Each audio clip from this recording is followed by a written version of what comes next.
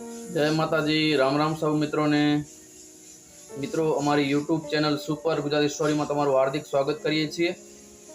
मित्रों अत्यारे भादरवो महीनो चालू है, श्राद्धना दिवसों चालू है, तो घणा लोकोने ए सवाल थाय छे के श्राद्ध आपणे करवुं जोईए कि नहीं करवुं जोईए। मित्रों आपणी संस्कृति विज्ञान साथे जोड़ायेली छे, एमां पण विज्ञान जोड़ायेलुं छे। तो जाणीए આપણે આ શ્રાદ્ધ કરીએ તો એના પાછળનું શું વિજ્ઞાન પણ રહેલું છે। તો ચાલો મિત્રો શરૂ કરીએ આજનો વિડીયો।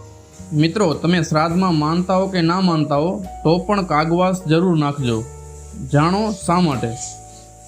તમે કોઈ દિવસ પીપળો કે વડને ઉગાડ્યો છે કે કોઈને ઉગાડતા જોયો છે? પીપળો કે વડના બીજ મળે છે? જવાબ છે ના। વડ કે પીપળાના ટેટા ગમે એટલા રોપશો તો પણ નહીં ઉગે, કારણ કે કુદરતે આ બે લોકોપયોગી વૃક્ષ ઉગાડવા માટે અલગ ગોઠવણ કરી છે।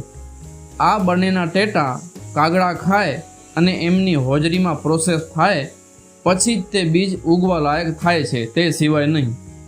કાગડા તે ખાય ને જ્યાં જ્યાં વિષ્ટા કરે ત્યાં ત્યાં આ ઝાડ ઉગે છે। પીપળો જગતનું એકમાત્ર વૃક્ષ છે જે રાઉન્ડ ધ ક્લોક ઓક્સિજન છોડે છે અને વડના ઔષધીય ગુણો અપરંપાર છે। જો આ બે વૃક્ષો જીવાડવા માટે હોય તો કાગડાની મદદ વગર ઉગાડવા શક્ય નથી, માટે કાગડાઓને કોઈ પણ ભોગે બચાવવા પડે।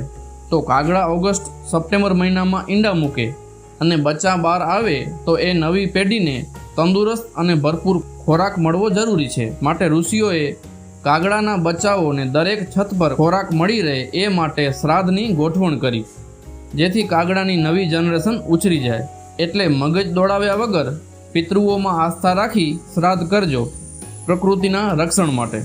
હિન્દુ સંસ્કૃતિની તમામ ધાર્મિક પરંપરાઓમાં માત્ર વ્યક્તિગત જ નહીં, સાથે સાથે પ્રાકૃતિક સંરક્ષણ જેવા વિવિધ કાર્યો જોડાયેલા છે, જે સંકુચિત કે અવૈજ્ઞાનિક નથી। આથી ગર્વ છે લાખો વર્ષ જૂની ભારતની સંસ્કૃતિ અને સંસ્કારો પર। સનાતન ધર્મ કી જય હો।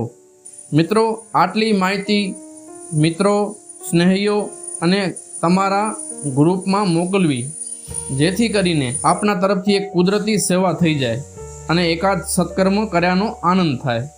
તો મિત્રો મળીશું એક નવી સ્ટોરી સાથે, નવી વાત સાથે। ત્યાં સુધી સૌને જય માતાજી, રામ રામ।